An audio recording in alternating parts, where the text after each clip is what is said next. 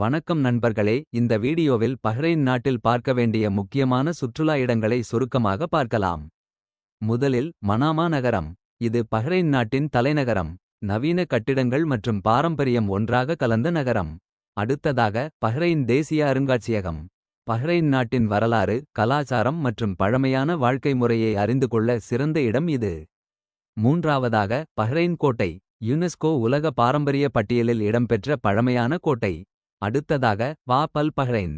மனாமாவின் முக்கியமான நுழைவாயில் மற்றும் பிரபலமான சந்தை பகுதி. ஐந்தாவது அல் ஃபாதே கிராண்ட் மஸ்ஜித். பஹ்ரைன் நாட்டின் மிகப்பெரிய மசூதி. அதன் கட்டிடக்கலை அனைவரையும் கவரும். அடுத்து அம்வாஜ் தீவுகள்.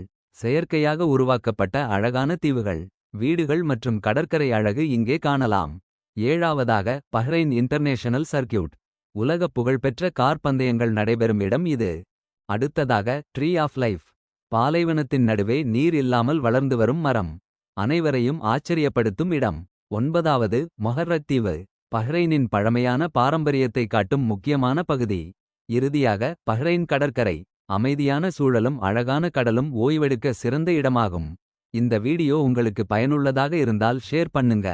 பிடிச்சிருந்தா சப்ஸ்கிரைப் பண்ணுங்க. நன்றி, வணக்கம்.